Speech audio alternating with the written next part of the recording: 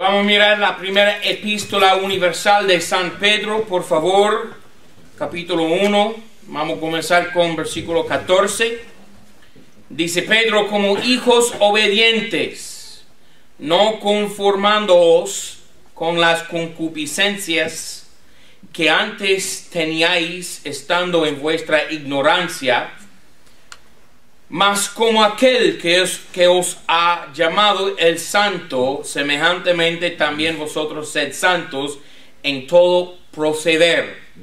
Amén. Entonces, anteriormente, cuando eras tú un impío, un inconverso, una persona no salva, estabas en ignorancia y te conformabas a las concupiscencias, que son deseos mundanales, carnales. Ahora tú debes ser santo, tu proceder debe ser santo, en santidad. Aún esta palabra santo tiene confusión en el mundo de hoy por hoy, porque cuando uno piensa de santidad, piensan en, por ejemplo, el Papa que sale ahí, está muy piadoso así, domino, frico, así. Eso no es santidad. Santidad es cuando Dios aparta a una persona para su obra. Eso es santidad. Y también, no solamente, mira, tiene santidad o ser santo dos lados, dos aspectos. Porque no es solamente apartar una persona para Dios, sino apartar una persona del pecado. Entonces, hay dos aspectos de la santidad: apartado de maldad, del pecado, y apartado para con Dios. Dos aspectos. Uno puede estar apartado como un monje, ¿verdad? Apartado del pecado, supuestamente, aún ellos son abusadores de niños, pero uno puede ser apartado en un monasterio, supuestamente piadoso y santo, pero no es apartado para Dios y para su obra. Porque no somos llamados a pasar toda la vida en un monasterio ahí apartado para nunca hablar, para nunca decir, para no tener comunión, para no tener familia, esposa, esposo, niño, lo que sea. No. Santidad, apartado del pecado y apartado para la obra del Señor. Amén. Eso es santidad. Entonces, otra confusión en cuanto a la santidad son los que se llaman los del camino santo. ¿Okay? Hay grupos de cristianos que creen que uno puede ya lograr la perfección sin pecado. ¿Okay?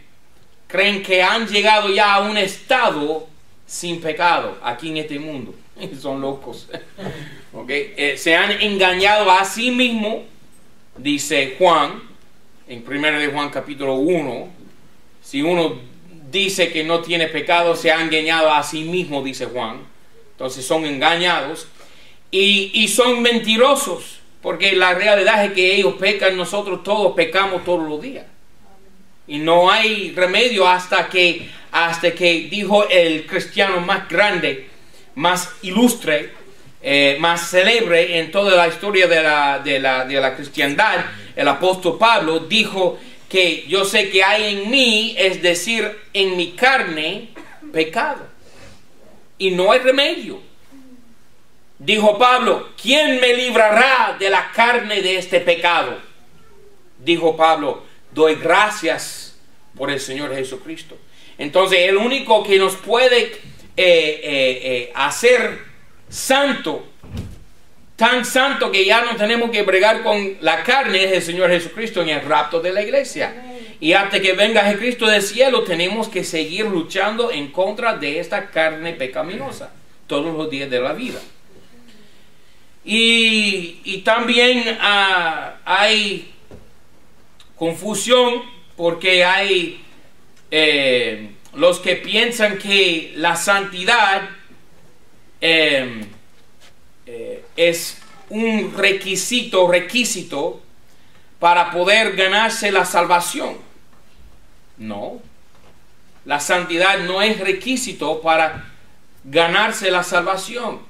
Hay los que creen que la santidad es un requisito para ganarse la salvación, o por lo menos mantenerse la salvación. No, santidad es una obra del Señor en tu corazón después de haberte convertido a Él.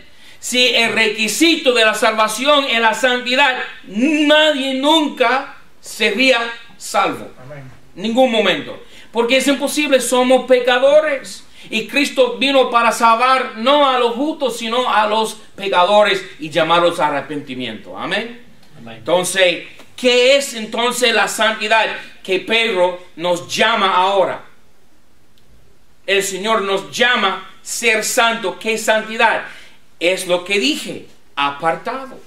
Apartado del pecado todos los días de tu vida, procurando no andar en un camino pecaminoso, no pecar en contra de tu hermano, tu familia, en contra de tu Salvador, apartado de la maldad y también apartado para su obra. Y eso es difícil en la vida moderna, porque tenemos tantas cosas que están luchando en contra de nuestra alma hoy en día.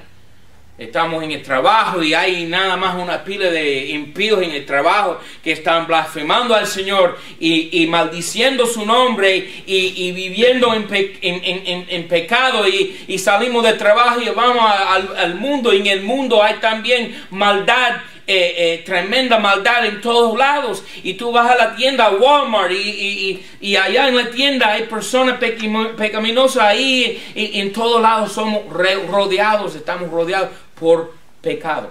Como los tiempos de Noé. Es difícil, como los tiempos de Noé, exactamente, sí, como Sodoma y Gomorra. Entonces tenemos que estar arrodillados todos los días de nuestra vida. Tenemos que estar reunidos con nuestros hermanos en la iglesia para preservarnos, para mantenernos en santidad todos los momentos de nuestra vida. Amén. Versículo 16. Porque escrito está: sed santos, porque yo soy santo. Sed santos, sed apartados de la maldad y apartados para con el Señor Jesucristo. Y sed, amén, un mandato, exactamente. Y si invocáis por Padre aquel que sin acepción de personas juzga según la obra de cada uno, conversar en temor. Ahora la palabra conversar aquí no es conversar como tener una conversación. No, es la definición arcaica de la palabra. Que dice que tiene que ver con tu estilo de vida. Entonces uno preguntaría, ¿y por qué no cambiar la palabra conversar y poner estilo de vida? Porque conversar también incluye la conversación, practicar, chatear, ¿ok? Entonces tiene los dos sentidos. Conversar en temor. Tu conversación no debe ser chisme, ¿verdad? Cuando estás hablando con tu hermano. Y conversar en temor es decir que tu estilo de vida debe tomar en cuenta siempre a quien tú vas a dar cuenta. Amén. El Señor Jesucristo. Conversar en temor. Ahora, a estas alturas los carismáticos van a decir, bueno, el perfecto amor echa fuera al temor. Y estoy de acuerdo. Pero no en cuanto a tu estilo de vida, conversación aquí, no. En tu conversación diaria, cotidiana, tú debes temer a Dios. Pero cuando citan incorrectamente 1 de Juan 4:18, mira ese pasaje, eso tiene que ver con no la conversación diaria de un cristiano, el estilo de vida de un cristiano, no. Eso tiene que ver con la salvación. En cuanto a mi salvación, no hay temor. Amén. Ya soy salvo, no tengo que temer nada. No temeré al que me puede acusar, el diablo, el acusador de los hermanos. No lo temo para nada, porque yo tengo un abogado. ¿Quién es mi abogado? El Señor Jesucristo, y me defiende en todo momento, todo momento. 1 Juan 4:18 dice: en el amor no hay temor, mas el perfecto amor echa fuera el temor, porque el temor tiene castigo, de donde el que teme no es perfecto en el amor. Nosotros le amamos a Él porque Él primero nos amó. Y si alguno dice yo amo a Dios y aborrece a su hermano, es mentiroso. Esto tiene que ver con la salvación. Él nos amó primero. Y cuando Él me amó, yo le amé a Él. Eso fue el día de mi conversión. Amén. Ok, entonces en mi salvación no hay temor. Pero en mi andar diario sí hay temor. Dice Pablo en Filipenses 2:12, obrad vuestra salud, salvación, obrad vuestra salud en temor. Es tomar la salvación que ya tienes y obrarla diariamente en temor. En temor. Dice Pablo que él andaba entre los hermanos en temor. Eso se llama pensar de otros superiores a sí mismo, dijo Pablo. ¿Ok? Yo ando entre mis hermanos en temor, porque son los hijos de Dios. Yo no debo ser arrogante, ni jactancioso, y pensarme ser algo, como muchos cristianos hoy en día lo hacen. No, en temor debemos andar entre nosotros, ¿verdad? Amándonos uno a otro y estimándonos unos a otros inferiores a los otros. Yo inferior a los otros. Amén, dice Pablo. Dijo Salomón, el principio de la sabiduría es que el temor de Jehová. Amén. Temor, sí. En la vida cristiana. Si no tienes temor, tú eres un necio. Tú debes tener temor de Jehová, porque Él es Dios y Él puede aplastarte en cualquier momento. ¿No tengo razón? Al que el Señor ama, Él castiga.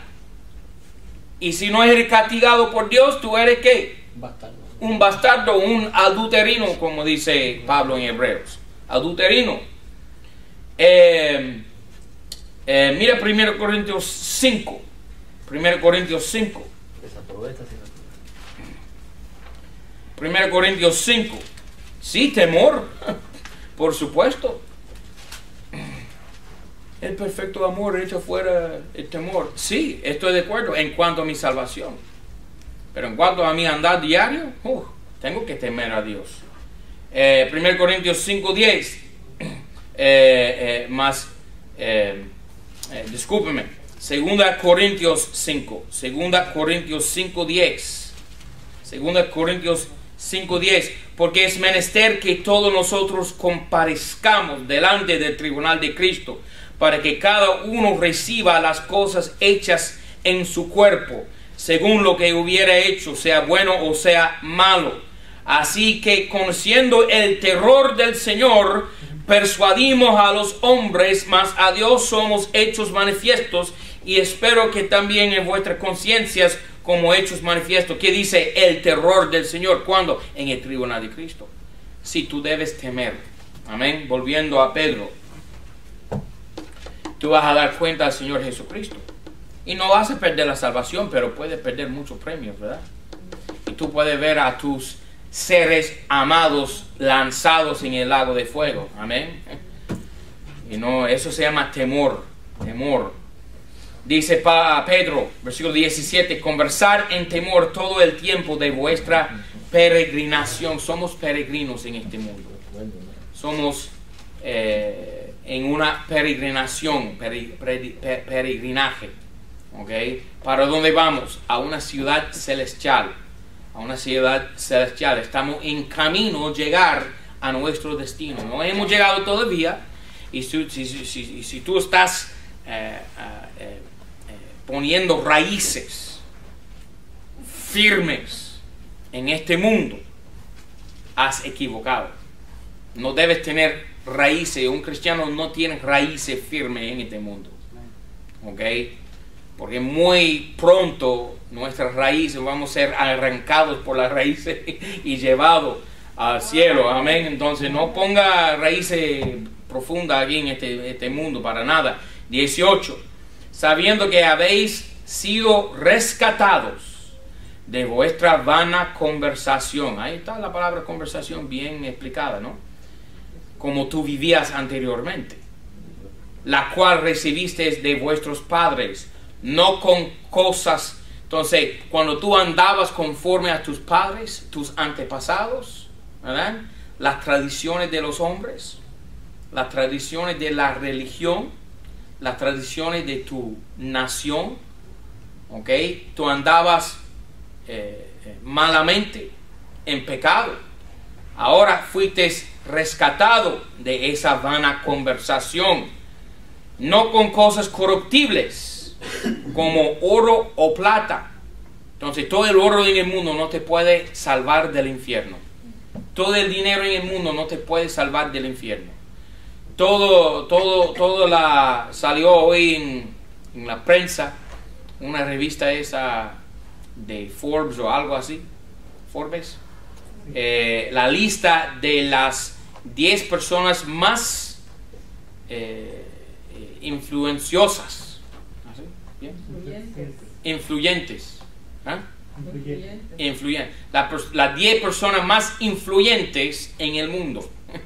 Y número 1 en la lista, Barack Obama. ¿Ok? Así lo pusieron, ¿verdad?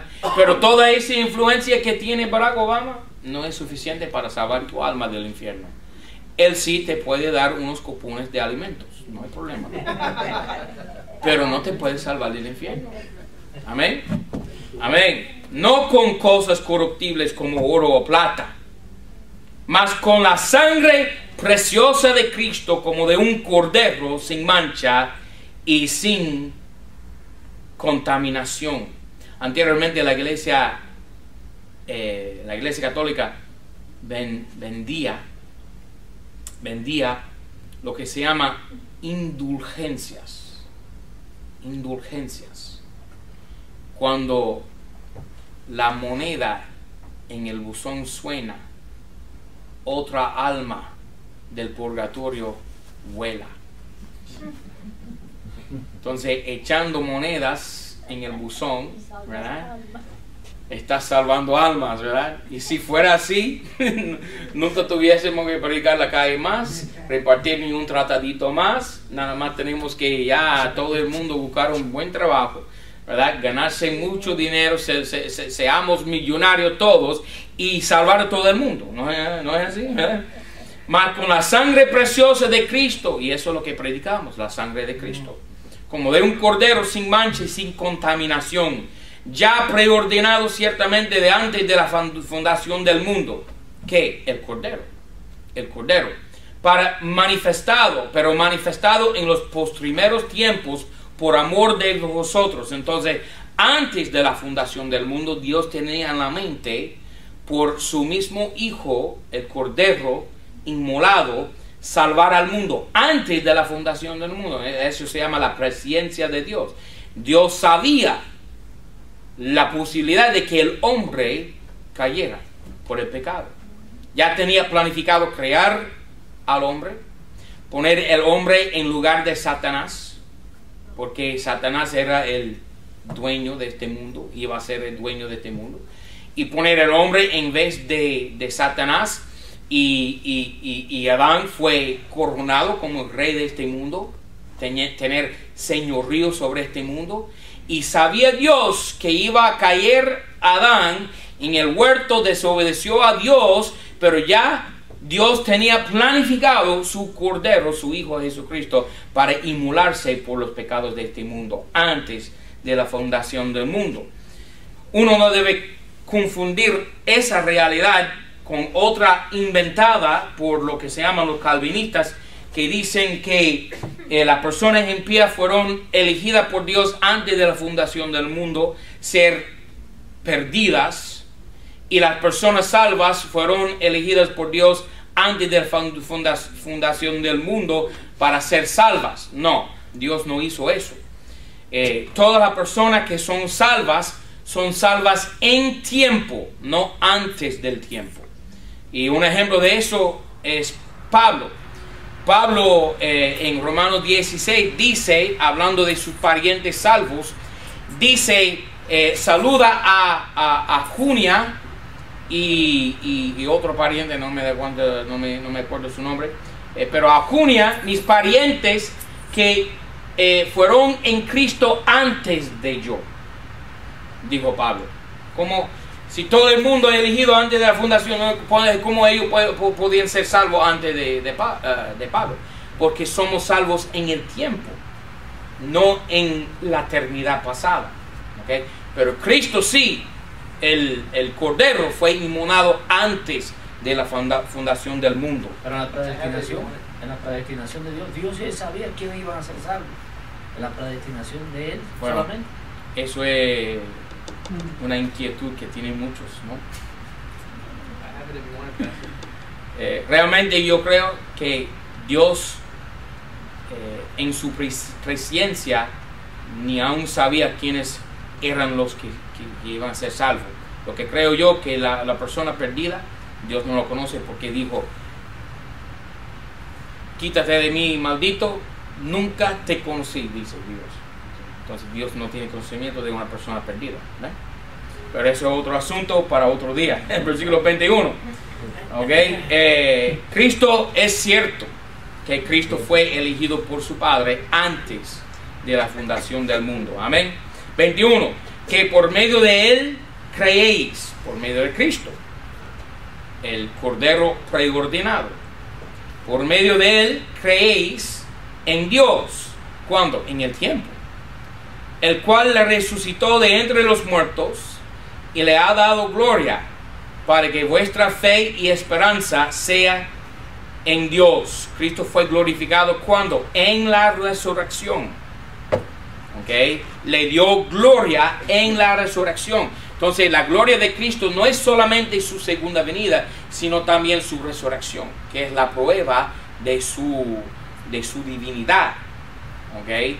Entonces cuando Cristo está en el huerto orando a su Padre, Juan capítulo 17, dice Cristo, Juan 17 versículo 1, ahora Padre, glorifica a tu Hijo.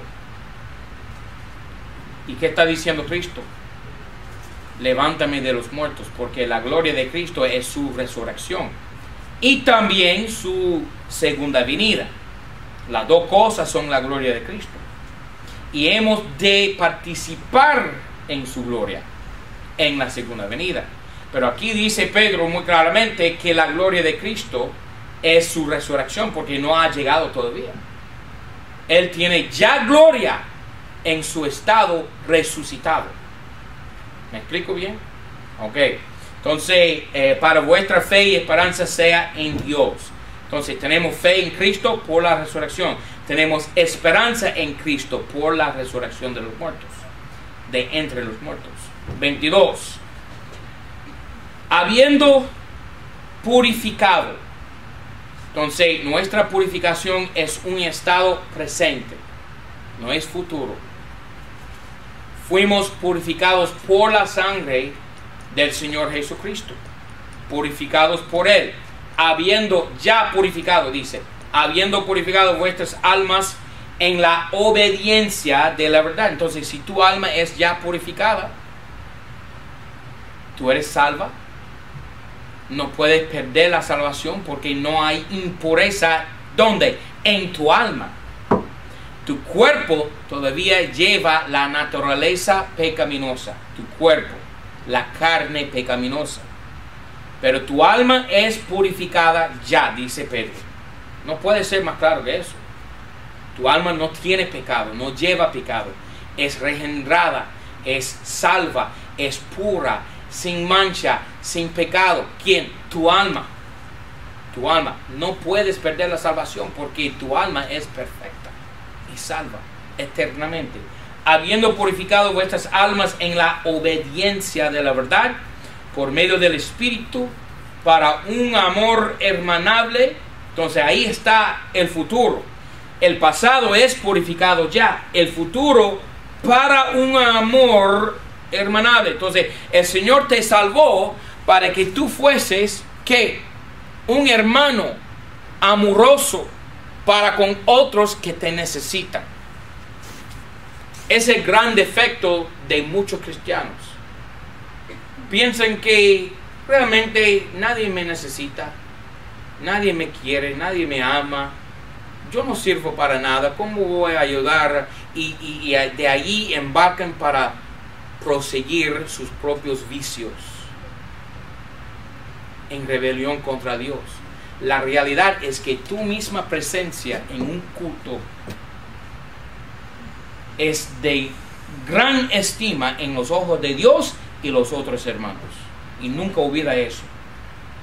Tu presencia, tu ayuda, tu auxilio, tus oraciones, tu exhortación para con los otros hermanos es de alta estima,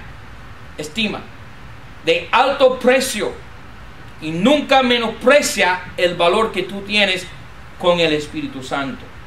Amén. ¿Ok? Y si estás en rebelión, sí, tú tienes razón, no vales nada. Pero viviendo por el Señor, uno tiene mucho valor para con los hermanos. Dice aquí, para un amor hermanable, sin fingimiento, amaos unos a otros entrañablemente de corazón puro. Me gusta eso. Las entrañas, eso es... El corazón es tu sede de emociones, ¿verdad? Pero lo que da fortaleza a ese sede de emociones es tus entrañas. De donde tú sacas la fortaleza para tener emociones, ¿verdad? Entrañable, como tú estás sacando esa fortaleza de tu ser, del fondo de tu ser, y amarra a tu hermano entrañablemente, con entrañas, con toda tu fortaleza. Para comérmelo vivo. Amén. ¿Ok? Eso se llama amor entrañable. Eso es cuando, como pasó con Pablo, en el libro de Actos, la Biblia dice que había mucho tiempo que Pablo no había visto a sus hermanos en Efeso, ¿verdad? Y al verlos, ellos le cayeron encima, ¿verdad? Llorando y abrazándolo. Eso se llama amor entrañable. Y eso es la clase de amor que debemos tener en esta iglesia. Amor fraternal, hermanable, entrañable, un amor puro, de puro corazón, dice aquí Pedro. Un amor que el mundo no puede quebrantar. No me gusta cuando los hermanos se van de esta iglesia. Eso me afecta mucho. Eso me hierve en mi corazón. A mí no me gusta eso. Yo quiero hasta el rato mantenernos aquí y aún agregar más personas. Amén. Pero no perder nadie, porque yo tengo un amor profundo. Y estoy seguro que ustedes tienen amor para con uno para con otro. Amén. Dice corazón puro. Para la colombiana yo, para todos. Bueno, es otro asunto. 23. Siendo renacidos, no de simiente corruptible. La 60 no, la NBI no. Simiente corruptible no, sino de incorruptible por la palabra del Dios viviente y que permanece para siempre. Entonces, la palabra de Dios es viva y permanente. Y Dios de la palabra de Dios es también vivo y permanente. ¿Ok? Entonces, tenemos la palabra de Dios en nuestro lenguaje, el castellano, y es permanente. Nadie debe cambiarlo, porque en todos momentos es perfecto, puro, incorruptible. Eso es lo que creo yo. Cuando yo fui salvo como un hijo, un niño recién nacido, ¿tú sabes qué pensaba yo? Al abrir la Biblia la primera vez, yo dije a mí mismo, esto es la palabra de Dios y es pura y no hay errores y no hay errores, no hay malas traducciones. Es lo que me dije la primera vez al abrir la Biblia. Pero vino un sábelo todo y por la radio, por el televisor y por los comentarios que yo leía, me comenzaban a decir, no, pero esta palabra es mal traducida y esta palabra aquí debe traducirse de esta forma y realmente los manuscritos más antiguos, bla, bla, bla, toda esta bobería que me decían, ¿verdad? Para afectarme, para quitarme la fe en la palabra de Dios. Déjame decirte, hermano, que la palabra que tú tienes, la Biblia que tú tienes en la mano, si es la versión 1865, la Valera original que escribió Casiodoro de Reina, Cipriano de Valera y Ángel de Mora, si tú tienes en la mano, es la pura, perfecta, sin corrupciones, sin adulteraciones, palabra de Dios. Amén. Amén. Amén. 24. Entonces fuimos renacidos. Esa palabra renacido es muy importante aquí en el texto, porque habla del nacimiento nuevo. Y esta palabra renacer aparece 2 veces en la palabra de Dios. Renacer. La primera aparición de la palabra se encuentra en Juan 3:5, donde dice renacido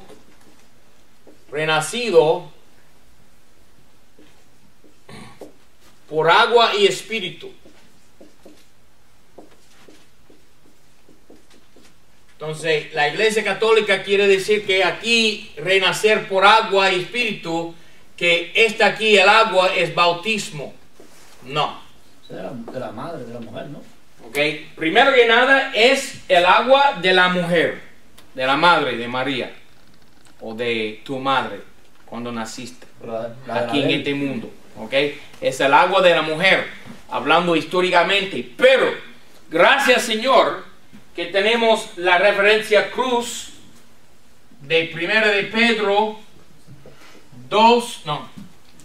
1:23, aquí, lo que leímos ahora mismo, ok, que también dice renacido, y eso identifica lo que es el agua. El agua no es bautismo, espiritualmente hablando.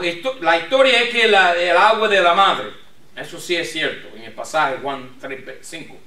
Pero espiritualmente, en cuanto al nacimiento nuevo, el agua es una sola cosa, es la simiente incorruptible. Simiente incorruptible, que es la palabra de Dios. Entonces, con esta referencia cruz, se identifica lo que es el agua, y la Iglesia Católica queda fuera, no sabe. No son capaces de identificar lo que es el agua, y no es bautismo. No hay bautismo en Juan 3:5. Es el nuevo nacimiento por la palabra de Dios y por la sangre de Jesucristo, porque eso es lo que tenemos en este pasaje, la sangre de Cristo y la palabra de Dios. Versículo 24. Porque toda carne es como hierba, y toda la gloria del hombre como la flor de la hierba. La hierba se secó y la flor se cayó, mas la palabra del Señor permanece perpetuamente. Y esta es la palabra que por el Evangelio os ha sido evangelizada. Entonces, la palabra de Dios predicada es lo que lleva a cabo la salvación del alma. Ahora, estoy seguro que con un tratadito, un tratado no es la palabra de Dios. Contiene. Pero contiene porciones de la palabra de Dios. Entonces, al llegar la palabra de Dios, no toda la Biblia, uno no tiene que memorizar la Biblia para ser salvo. Es una locura. Pero lo que pasa es la verdad que proviene de la palabra de Dios, llegando al corazón al oír del oyente, y de ahí, llegando hasta su corazón, hace la obra de la conversión del alma, ¿verdad? El corazón de uno, al creer esa palabra predicada, esa alma se convierte, se transforma espiritualmente. Dice Pablo, Romanos 10:17. vamos a ver ese pasaje para no citarlo mal. Dice Romanos 10:17. Luego la fe, ¿qué fe? La fe salvadora. La fe es por el oír y el oír por la palabra de Dios. Entonces, la palabra de Dios llega al oír de la persona y eso afecta el corazón y de ahí la persona ejecuta su fe, pone su fe en el Señor Jesucristo al oír la palabra y de esa manera es transformada esa persona, es salva. Amén. Volviendo a Pedro. Mas la palabra del Señor permanece perpetuamente y esta es la palabra que por el evangelio os ha sido evangelizada. Entonces puede ser un tratado. Ni tiene que ser un tratado, puede ser, tenemos en inglés, tenemos en los Estados Unidos una libreta que se llama la libreta sin palabras. Y yo por muchos años, cuando era joven yo, utilizaba esta libreta sin palabras. El libro sin palabras. El libro sin palabras. ¿Y qué tiene? Tiene una tapa verde, ¿verdad? Y dentro, la primera página es negra. Y eso representa el pecado. Ajá. Y la próxima página es roja. Y la página roja representa la sangre de Cristo. No hay palabras en este libro. Es nada más colores, ¿verdad? Entonces la próxima palabra es blanca. La próxima página es blanca porque al aplicar la sangre de Cristo, la página roja, ya la persona se transforma de negro en blanco, ¿verdad? ¿Okay? Y de ahí la próxima página es oro, ¿verdad? Sí, color oro, que representa el cielo, ¿verdad? Y la página verde, que es la tapa, representa el crecimiento espiritual del cristiano una vez convertido. ¿Ok? ¿Ah? Ese librito hace falta Obama. Sí, señor. Un libro sin palabras, porque ni cae. Amén. Estoy de acuerdo. Capítulo 2. Capítulo 2. Por lo que desechando toda malicia y todo engaño y fingimientos y envidias. Aquí Pedro hablando a cristianos. Tú debes desechar estas cosas. Entonces, si tú como cristiano tienes malicia, deséchatelo. Deséchatelo. Si tú tienes engaño, deséchatelo. ¿Ah? Deséchalo. Y si tienes fingimientos, deséchalos. ¿Ok? Y si tienes envidia, deséchala. Y toda habla mala. Ahí está el chisme, ¿verdad? Muchos cristianos chismeando. ¿Verdad? ¿Has oído hablar de este hermano ahí? Así, cosas así. Entonces, todo eso es malo. Malo, deséchalos completamente. Por favor, hermanos. Dice Pedro aquí. 2. Como niños recién nacidos, desead ardientemente la leche no adulterada de la palabra para que por ella crezcáis. Ahora, versículo 1, desecha las malas cosas. Versículo 2, desea las buenas cosas. Desecha mala, desea buena. Me gusta eso, es un sermón, ¿verdad? Punto número 1, desecha estas cosas. Y punto número 2, desea estas cosas. Como niños recién nacidos, desead ardientemente. Ahora, este versículo, tristemente, es el versículo posiblemente lo más torcido por las nuevas versiones que haya. Porque hay 3 palabras torcidas en este versículo, en la 60. La 60 dice, desead como niños recién nacidos la leche espiritual no adulterada, para que por ella crezcáis para salvación. Número 1, quitaron la palabra ardientemente. Ardientemente. Ahora, en griego, la palabra ardientemente es un prefijo, que es la palabra epi. ¿Qué quiere decir epi? Lo tradujimos anoche en la clase griega.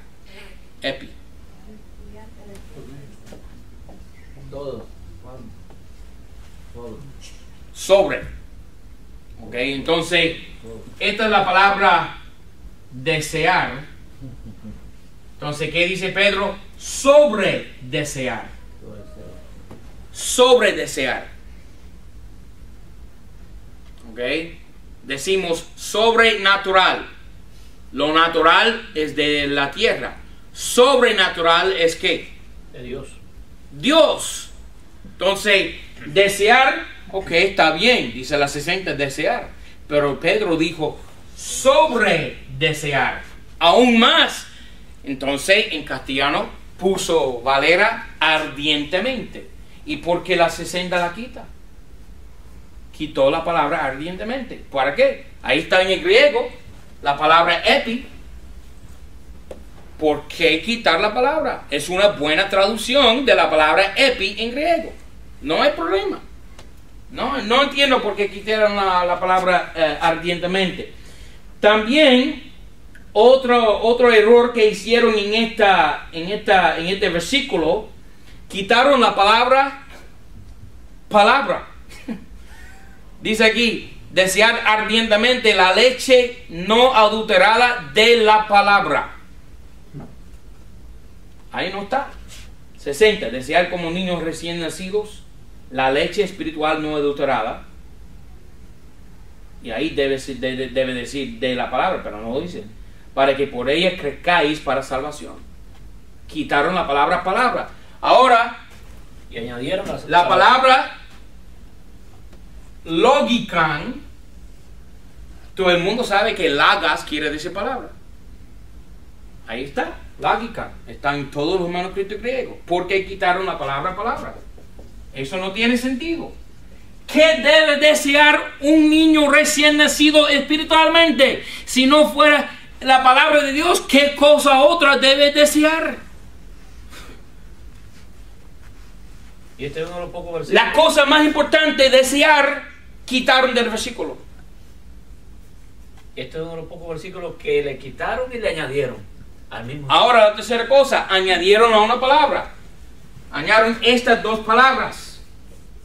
¿Tú sabes cuáles textos griegos añadieron esta palabra? Por supuesto, ve que es Vaticanus, el manuscrito principal en la biblioteca del Padre allá en Roma. ¿Ok?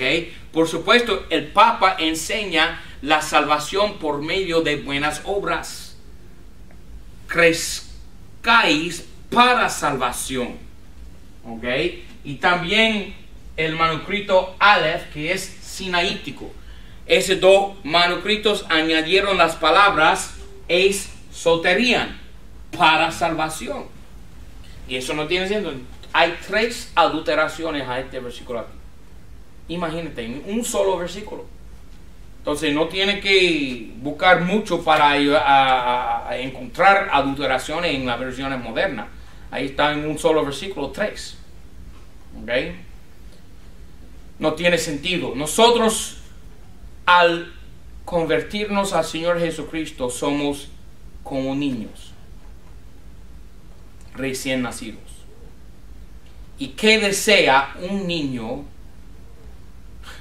Hermano Kiko aquí está visitándonos de las Islas Canarias. Él es un pastor en Cuba y en estos momentos se encuentra ubicado en las Islas Canarias, y todos los días él llama a su esposa y él me llama para ponerle en la computadora, porque él no es grande para la computadora, y me llama: hermano, ya por favor, ayúdame aquí, yo quiero llamar a mi esposa. Entonces tocamos el botón ahí de Skype, que es un programa en la computadora que se puede hablar cara a cara, ¿verdad? Puede ver el rostro de la persona con quien está hablando. Y tocamos el botón y estamos esperando, está dando timbre, y estamos esperando, y nadie contesta. Nadie contesta. Y hermano Kiko está frustrado. ¿Dónde está? Estoy llamando, yo quiero hablar con ella. ¿Dónde está ella? Por favor, hermano, ya vuelva a hacerlo. Entonces yo toco el botón otra vez y estamos esperando, timbre, y nadie contesta. Entonces se está poniendo frustrado. Ay, ¿dónde está esa mujer? ¿Dónde está? Y tú sabes qué está haciendo su esposa, su señora allá en la Isla Canaria. Se fue con otro. Tienen una niña. Ellos tienen una niña de 3 meses. ¿Y qué está haciendo? Ella está alimentándose, ¿verdad? Es porque la niña no va a aguantar la necesidad de su padre ni por un momento, ¿verdad? Porque ella desea ardientemente la leche no adulterada de su madre. Amén. Amén. Cualquier niño, ¿qué tú haces con un niño? Echarlo fuera sin alimentarla, ¿verdad? Sin darle leche. Eso es una locura. Ese niño va a morir, o por lo menos tener muchas enfermedades. Necesita leche no adulterada. Muchos cristianos hoy en día están tomando leche adulterada. Ajá. Eso es lo malo. Las Biblias modernas, ¿okay? Que están llenas de adulteraciones, corrupciones, mala doctrina. Qué triste, qué triste. Entonces, por eso muchos cristianos son enfermos, porque no tienen buena leche, no tienen buena leche. Nosotros, gracias al Señor, tenemos la leche no adulterada de la palabra aquí en nuestras manos. Y esta palabra nos ayuda a crecer. No para salvación, como tú haces, dale a ese niño leche para que nazca. No, eso. Tú das leche a un niño ya nacido. Nosotros somos ya nacidos, renacidos. Entonces, no tomamos leche no para ser salvos, sino tomamos leche porque ya somos salvos, ya somos renacidos. Amén. Perdona que yo he hablado sin pedir No, permiso. está bien. Yo en mi iglesia acostumbré a pedir permiso, levantar la mano y no se la den. Suelte con palabras, hermano. Yo creo que, como dice la Biblia, que el pecado engendra pecado. Las sociedades bíblicas, aparte de esto de añadirle y quitarle, el derecho de autor es que ellos reclaman sobre la palabra de Dios, que es un pecado, es una aberración. Sí, señor. Lo conllevan a todas estas cosas. ¿Quiénes son ellos para tomar esa decisión y escribirla en esa Biblia con todas esas cosas? ¿Quiénes son ellos? Y aún peor, al salir con una nueva versión de la Biblia, ponen derechos reservados. Que nadie lo puede reproducir en el mundo. Y si lo hacen, tienen que pagar el 15% a ellos. Porque ellos se creen dueños de. Gracias, Señor, que la Biblia nuestra no tiene derechos reservados. Amén. Dios ha puesto su sello sobre ella y no hay más nadie que pueda hacer nada. Ok, vamos a parar ahí en versículo 2.2. Hay preguntas sobre 1 de Pedro 1 y 2 o otros comentarios.